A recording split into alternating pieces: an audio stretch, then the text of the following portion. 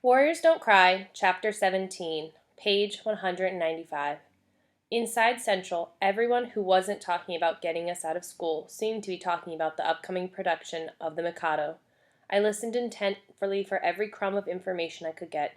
I felt a vicarious delight just being near the excitement. From what I could learn, the production was nearly professional, with many props and fancy equipment I'd never heard of before. How I longed to be included or at least permitted to attend. I thought I had resigned myself to being left out, but it was haunting me again. The segregationist campaign against us seemed to get even worse during that week.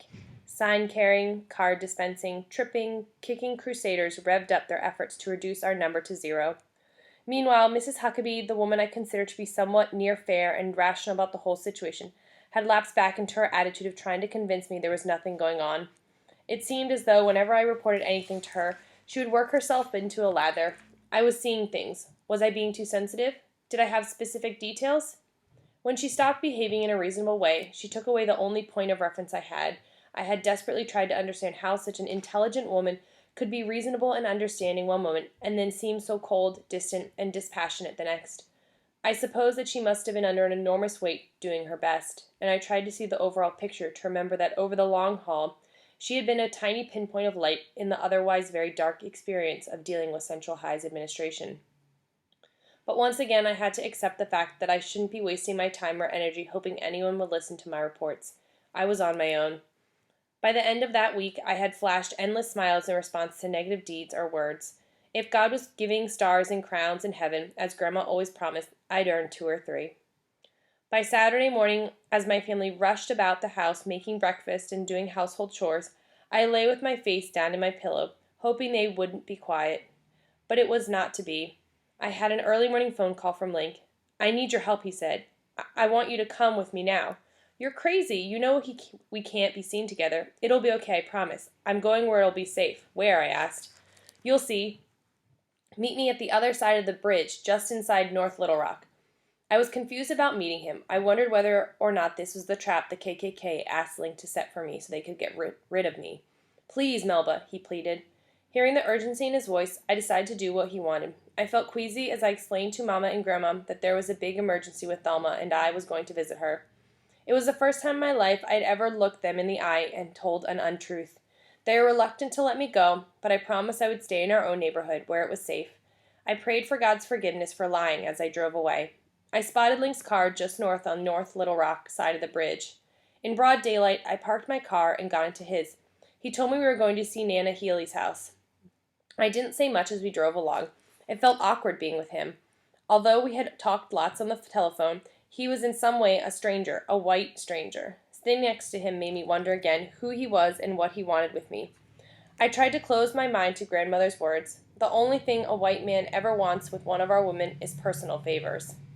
The neighborhood got more and more dismal. It was a part of town where our people lived in awful run-down chicken shack houses, some in such a bad condition that they looked as though they'd fall down any moment. Folks stood around in clusters talking.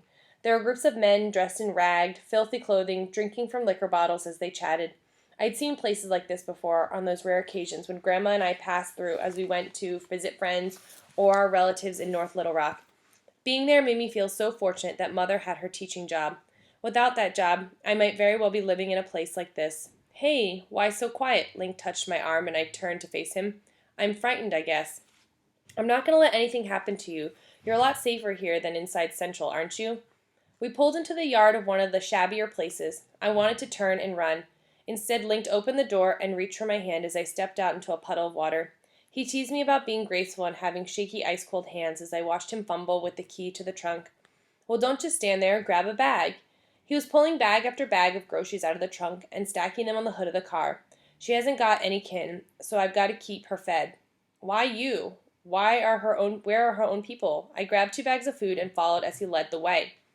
"She hasn't got any people. She worked for my family all her life. As a young girl, she worked for my grandparents. When Daddy got married, Grandmother sent her to him as a kind of gift. She's been with me all my life." "Why isn't she with your family anymore?" "'Cause she got sick. Real sick. My folks let her go, just like that. After all that time she'd been so good to us. She's got no money for a doctor. She won't take my money. I think she's got tuberculosis. But I don't know for sure." He knocked on the weather-beaten door. "Nana, it's me. May I come inside?"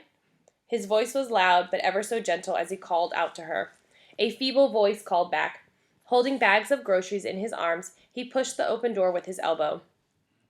There, in a dark room, sat an aged woman, her profile etched against the sun shadow in one window of the room. Long, silver-gray hair and braids lined her face, which was worn and weary. Wrinkled skin was stretched taut over protruding cheekbones. Her fingers were stiffened into positions as though she were holding an apple, but her hands were empty. As I moved closer, I could see she was wearing a freshly starched flower cotton dress just like my own grandmother might have worn. Her appearance was immaculate, her posture was erect, and she tilted her chin upward, demonstrating her own dignity and pride despite her circumstances. The tiny bare shack was spotlessly clean. It was one room with a makeshift bathroom in plain view. In one corner there was a cracked sink over which a slab of broken mirror hung. Despite the run-down conditions of the few pieces of furniture and the torn curtains on the window, there were touches of pride all around. A picture frame on her nightstand held a photo of a small boy with blonde curls. Link as a child, I thought. "Nana, I want you to meet my friend Melba." Link raised his voice to an ear-shattering level. Then he leaned over to whisper to me. "She can't hear good. Go closer. I want you to convince her to see a doc. Somebody you know and trust." "Your friend, Mrs. Healy?" "Yes, ma'am. She's my friend. Aren't you, Melba?" He was talking loudly and grinning at me as though he was certain of what I would say. I didn't say anything, turning instead to read Mrs. Healy's reaction.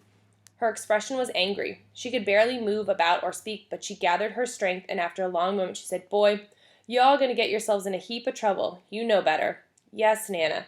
He knelt beside her and took her hand. "Don't you worry about it. I'll handle it. You talk to Melba while I make a cup of tea for you." He took off his jacket, rolled up his sleeves, and began putting the groceries away. I watched as he placed staples in the splintered wood cabinets and on the sagging but meticulously lined shelves about the sink.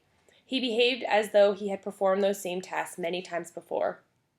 "Mrs. Healy, you're looking very nice today." I drew near to her.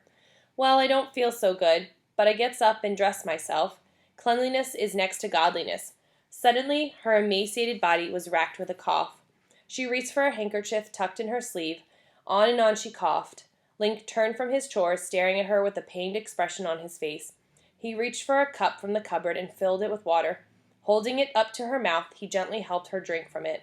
"Nana, we gotta get you to see a doc." He nudged me with his elbow. "Your turn," he whispered to me. "Mrs. Healy, this sounds like the kind of cough that isn't going away real soon unless you get some doctoring and the right medicine." "Oh, I'll be fine," she said, clearing her throat. "Just takes a while for me to get my bearings after one of these spells." Her voice was raspy, and the coughing started again. On and on she coughed, her feeble body shaking as I tried to hold on to her. Link got a cold cloth. I held it to her head, and the coughing finally stopped. I made up my mind. I was going to help Link get a doctor to come see her. After a while, he went back to his work. He opened the door to the icebox. The wheezing old appliance without light looked as though the inside panels were ready to fall. It was empty until he started packing shelf after shelf. "Wolf was about to get you, Nana," he said. "You're running kind of short." They giggled to each other as though they understood without speaking. We spent the rest of the morning with Mrs. Healy. She coughed continuously as we went about our chores. Link again urged me to convince her to take money for a doctor. He said I could tell her it was a loan from the church. I agreed. Watching him tend to Mrs. Healy, I would never again have reason to question his motives. There was silence between us for a long time, and we drove away. Then I couldn't help asking, "And why didn't your folks make some provisions for her?" Whenever I ask my folks, my father turns me off by saying I'm weak and that I'm a you-know-what lover. He says colored folks are used to doing without, and I ought not spoil them. I found a doctor in our community who did not know Mother Lois or Grandma Indy and asked him to go to Mrs. Healy's. When I spoke with the doctor later, he said there was not a lot he could do for Nana Healy except make her comfortable. What she really needed was long-term care in a hospital. I asked if she was dying, and he told me yes. One of her hardest things I'd ever had to do is tell Link. There were tears in his voice as I spoke through a rush of anger. Damn my folks. They didn't even pay Social Security for her. She's got nothing. I share my allowance with her, and some of the folks in her church give her a few pennies, but they've got nothing like what it takes for a hospital. I've got to go now. I'll take care of it. I decided that I had to tell Grandma India about Nana Healy. It took time, but Grandma got over her anger and my disobedience, and sure enough, she promised to visit Mrs. Healy on her weekly trips to North Little Rock. So in the end, Link and Grandma formed something of a friendship as they discussed all the tasks surrounding Nana Healy's care, which compelled them to get to know each other. In the days that followed, we were repeatedly warned that nothing mattered more than avoiding any activity that would get us expelled. Now the hoodlums were mounting a last-ditch effort to get us out of school before May 29th. They wanted no possibility that we could register for the next school term. Meanwhile, Link seemed nervous, asking me each day what happened. He kept harping on the fact that he was hearing that segregationists were going to do something to somebody's family. Something big that will be certain to get one or more of you guys to voluntarily leave school, he said. But as the days passed, I was less concerned about Link's warning and more worried about the boy who now came into study hall each day threatening to toss me out the window, and the girls who encircled me at least once a day, saying every negative thing they could about the parts of my body. Fat thighs, ugly hair, ugly clothes, funny eyes, all shouted in a chorus. I thought sadness would force the tears in my heart to flow, but I never said a word. At the same time, I was worried about Mother Lois, who was becoming more tense with each day. At dinner, she hardly spoke. She seldom laughed and didn't offer any of her corny jokes. It was a Monday evening when Mother gathered us in the living room for a family conference. I had never seen such a gray expression on her face. They're not going to renew my teaching contract for next year. I don't have a job, she told us. But why? We all asked. We knew very well that there was no reason to fire her. They couldn't possibly fire her for doing a bad job. She had 14 years of teaching experience with lots of awards to her credit. There was no complaints in her record. And then with tears brimming in her eyes, she explained, "They say they'll give me back my job only if I withdraw Melba from Central High School immediately. They do not want her to finish the year."